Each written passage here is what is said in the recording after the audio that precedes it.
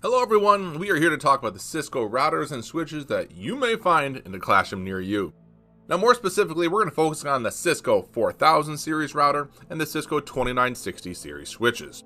With that in regard, the Cisco Netiquette curriculum is utilizing the exact 4221 model Cisco router and the 2960 Plus series switch.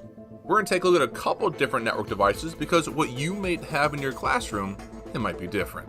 So let's talk about the interfaces and the different expansion slots that you may find on a Cisco router near you. The first router we'll take a look at is the Cisco 4000 series router. And this router right here is actually a 4321 router, which is different than the 4221 router. But let's take a look at what is equipped on this Cisco router. We've got what are called our integrated ports.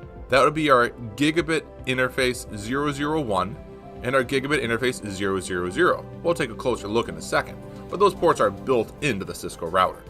On the right side here, we have these NIM slots. That's network interface module slots. These are expansion cards that we install on our router. This card allows us to have serial cables plugged in using serial interfaces. Now for a closer look at this router, we can blow up this picture and say, there's a gigabit 000 that's shared. There's a yellow line that connects two ports, and that is correct. This gigabit Ethernet 000 interface actually allows us to either use the integrated copper network interface connection or our SFP, where SFP stands for small form factor pluggable. That is a module that allows us to plug in a fiber transceiver in this example. And even on the right side, there's a closer view here of our network interface modular slot, which is our expansion slot with those serial cables plugged in. That being serial 0, for example, on the NIM card slot.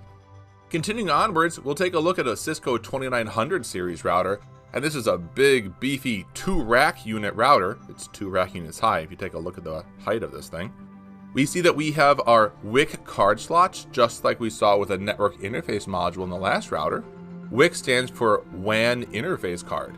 These are EH WICs, which means enhanced high-speed WAN interface card slots. I've got 2 of these WIC2Ts, which are WAN interface cards using serial cables connected. And on the right side here, what we'll see with this 2900 series router is I've got multiple integrated gigabit Ethernet ports.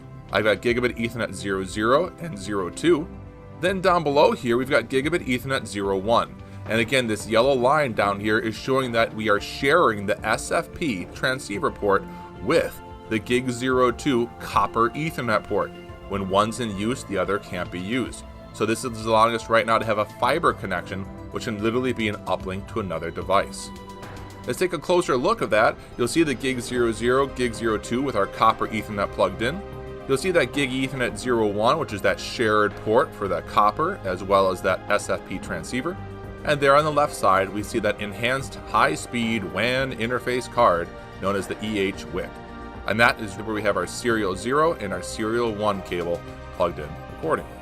Now, this router is the Cisco 1900. You may see this one in your topology with what you have. And with this, we have, again, our enhanced high-speed WIC slots. This has less space than what we saw in the previous router. And also, we only have 2 of our integrated gigabit Ethernet ports.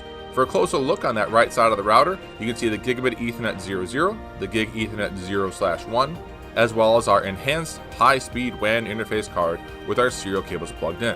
Serial 0 being the bottom one, and serial 1 being the top port. So regardless of what you have inside of your area with your network equipment, we're going to try to focus on the Cisco 4000 series as well as the Cisco 2960 series being the equipment of choice.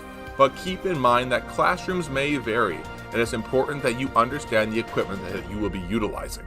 So get started, take a look at your equipment, and let's make the best of using Cisco routers and switches in the classroom.